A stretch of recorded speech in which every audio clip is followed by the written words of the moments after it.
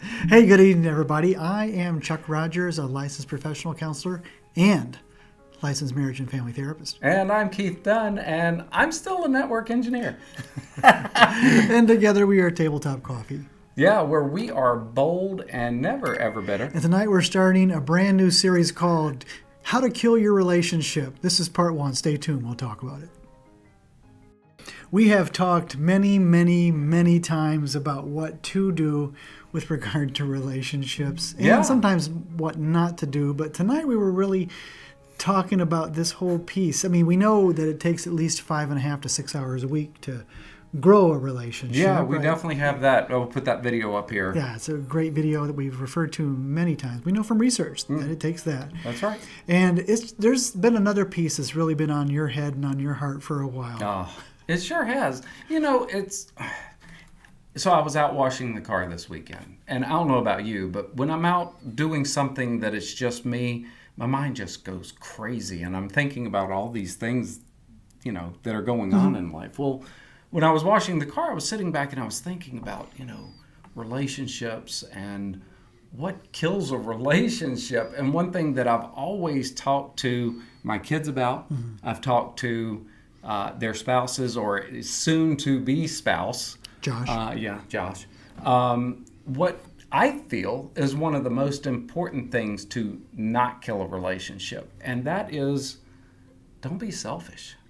Because, I look at things in life, and when you are in a relationship and you're getting in an argument about something or you're not seeing eye to eye on something, there are so many times it comes back to, I want this though, but I want this. I'm going to argue through this because I want.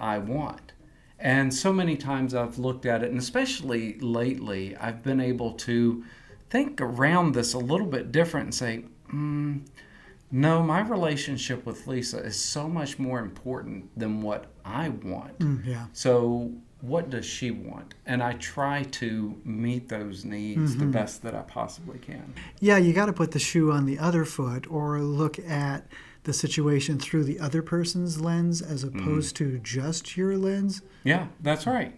Yeah, and you've said so many times that when you are dealing with things, whether it's in yourself or with someone else, you're always dealing with something with fear or something where there's a dream in conflict.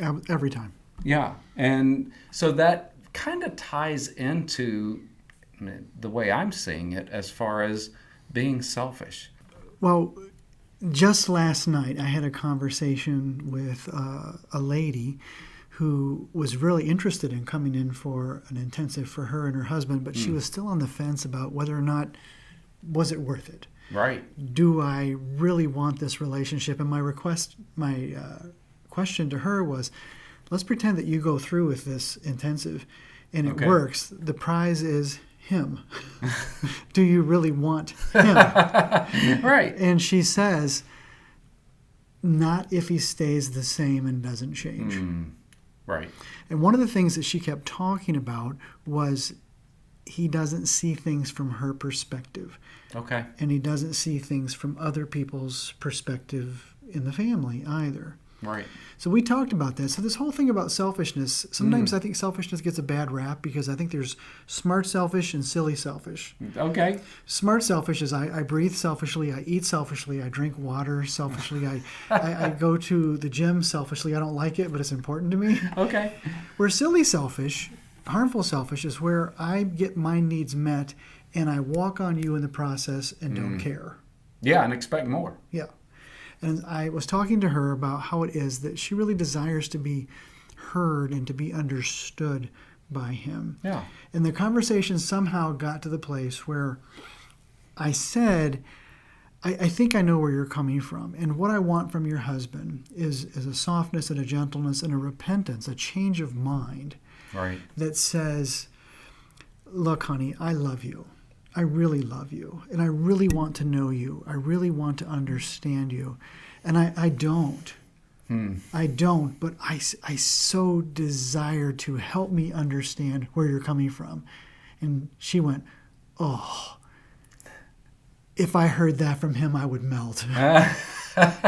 And I think that that's where we're coming from, is that attitude piece of, I have needs of my own, but nevertheless, I want you to know that I really want to know you. I want to respect you. I want to understand you. Right.